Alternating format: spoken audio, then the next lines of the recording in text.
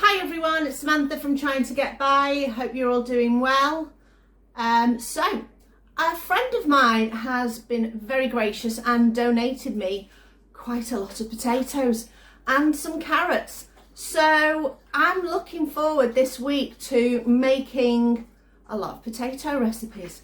Today I'm thinking that I want something warming and hearty. So we're going for a potato and corn chowder. Now I've had a look online at a variety of different recipes and I'm thinking I'm going to head towards what they described as more of a southwestern style with a little bit more of a kick to it rather than a northern style that is more creamy and more herbaceous. So let's give it a go. So right here I have got a lot of potatoes, onion.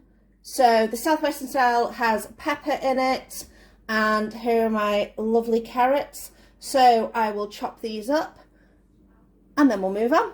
So everything's chopped up. I've got a 700 gram bag of sweet corn. The recipes I looked at were more sweet corn heavy.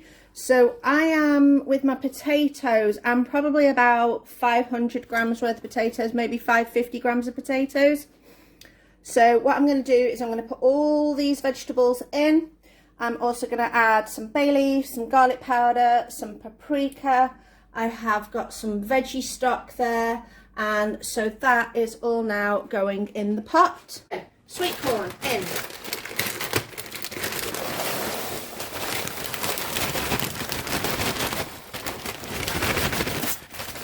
If you've seen my other slow cooker recipes, I do like to make sure that I make loads because it's always good for leftovers and to put in the freezer. There's no point half filling your slow cooker. Even if there's only a couple of you who are going to be eating it, don't waste the space.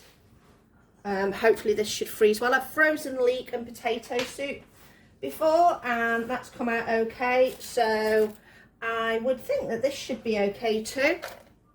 It might either, sometimes it goes a little bit watery, but once you've cooked it off the second time you find that it does thicken back up again, so don't worry too much about that. So we've got quite a bit in here, so I'm going to go quite heavy on the garlic powder. Nothing wrong with that. And plenty of paprika. Again, I think I'm going to go for the, oh, do you know what, let's just dump all that in. That's just over 2 heaping teaspoons. Then in with the stock.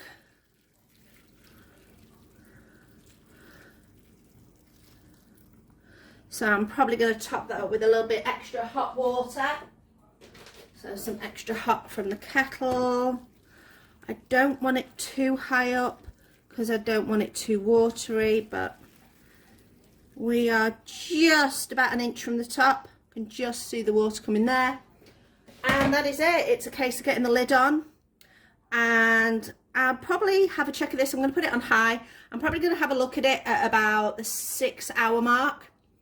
And give it a little taste of the stock. See how we're doing.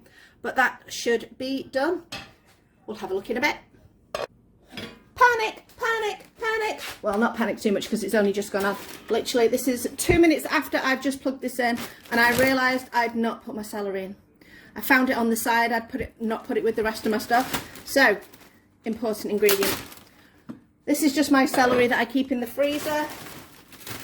So let's put a good couple of handfuls on there. It's chopped really, really small because, as we know, Chris does not like celery. But what we do is we just make sure that it's chopped really nice and small, and that will disappear into there. So now we're going to leave it for the time and come back and check it. I said before 6 hours. I think I'm probably going to come about 5 and see how we're doing. Okay, definitely done now. So this chowder's been bubbling away for about 5.5 hours. It's looking great. What I'm going to do now is decant some out of the slow cooker and into a jug, and then I'm going to use a hand blender to blend some of it up, possibly about a quarter of it, and then mix that back into the chowder so that it thickens it up and makes it nice and creamy. So here it is, giving it a good mix. Whoop. You want to blend this quite well down so that it's a really creamy consistency.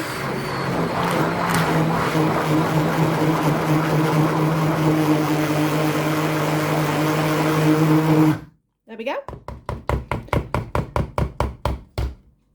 Just put that to the side. And then what we're going to do, let's move this over here, is pour it back in there and give that a good mix.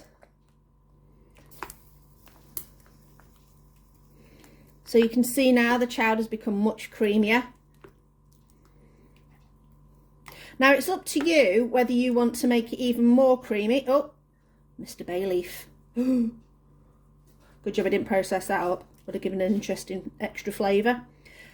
Like I was saying, it's up to you how much you process this down to create how much of a thick chowder that you want. Also, you need to taste it at this point, decide whether or not you want to add some salt and pepper, which, let me see, let's have a quick taste. It's going to be steaming hot. Oh yeah, definitely needs salt and pepper. And I think what I'm going to do is I'm going to blend mine down just that little bit more to finish it off.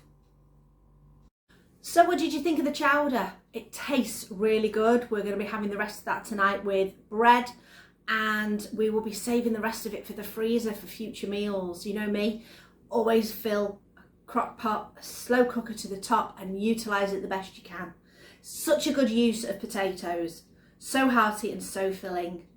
Let me know if you've got any potato recipes that you recommend, because I've still got loads left. I'm also interested in, are you interested in some 1940s wartime recipes? I have some wartime cookbooks that I've been looking through, and I'm thinking they're going to be quite frugal, easy to make meals, and let me know what you think. Thanks for watching. Please like and subscribe. See you next time.